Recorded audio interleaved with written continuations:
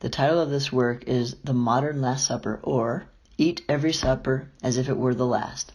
The Last Supper takes place in McDonald's because Jesus' instatement of communion was not at high church, nor in a safe place with certified clergy. Jesus' Last Supper was in a place vulnerable to peril, with poor, uneducated, flawed, common people. Jesus is depicted here as a vagabond, showing how much value is hidden within those whom many may expect little. Even the heart of Jesus can be within them. He offers a hamburger to the street dog and the cup of soda to a homeless woman beside him. Even though he has little, what he has he still gives to those in need. The homeless woman to the right of Jesus comes with a story. When looking for pictures of a homeless woman to draw, I came across a video. In it, a man pretends to be blind and asks people if his lottery ticket is a winner. He already knows it is and is worth $500. Several rich-looking men lie to him and try to take the ticket from him. But this dirty homeless woman, whom he found loitering in a parking lot, informs him, congratulates him, and is excited for his win. From my experience, when talking to the homeless, their faith is often deeper than the long-churched faith I've seen in some seasoned deacons or educated seminarians like myself. The constant need to trust God for their well-being has perhaps trained their hearts in faith. The street dog going back to nurse hungry pups reminds me to recognize Christ's Spirit in those who give to the needy from whom they can gain nothing. And it reminds us that the generous deeds of some are unseen. The gender-bending woman comforting the homeless man on her left, petting the dirty dog, and looking with compassion to the person to her right, reflects a subset of believers many have disqualified from faith as well.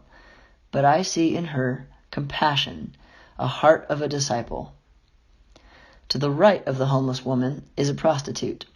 Something has caught her attention at the end of the table, and this is another quality I think Jesus wanted his apostles to demonstrate.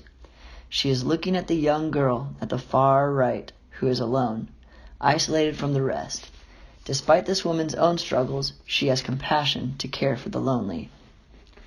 On the far left, we have three men who are interacting. The one in the front with a skateboard doesn't fit the traditional role of a safe suburban Christian. Even though his looks and hobbies are ones that traditionally suggest countercultural rebellion, the imagery in his tattoos and on his skateboard reflect his true Christian beliefs. He reaches his culture with Christ's love in his context, despite how other Christians may stereotype him. Behind him is an overweight, pale McDonald's employee with a hearing aid. This server, who assumedly isn't naturally well-loved among his coworkers because of his looks, offers an unpurchased ice cream cone to the man who, he overheard, has never seen a soft-serve ice cream cone before. Sometimes the irresponsible thing, like giving our employer's product away for free in an act of love, is more important than its consequences. The skinny, dark-skinned man is a Haitian immigrant. Immigrants are another subset of society who are often underappreciated by mainstream American Christianity, divided perhaps because of their vast differences in looks and cultural habits, as well as the unfamiliar version of their religion. The dirty, lonely girl on the far right has bruises from abuse at home. She sees the other girl's Barbie and wants to take it. She has not been taught good ethics, nor had them exemplified for her. So even though we may automatically label her as dangerous or bad, the prostitute notices and understands being raised in a household like that and aims to reach out to her and love her. The Middle Eastern mother and her child are holding each other, sitting quietly, loving each other at table, welcomed with the rest of the disciples. Just above the prostitute, about to exit the door, behind them is a megachurch pastor. He symbolizes Judas, who, upon thinking Jesus' teachings were too hard and finding worldly wealth to be more attractive, leaves to do what were assumed more ecclesiastical duties.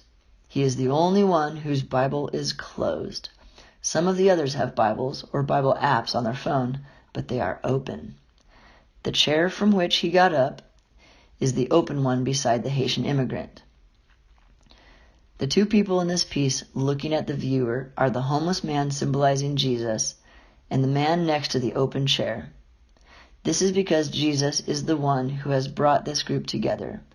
But the other man is the cross-dressing alcoholic man wearing a bra over his clothes. He has tears in his eyes because the pastor, who was sitting next to him, was too uncomfortable and left. But now he looks at us, you and me, and asks, will you sit next to me at this table?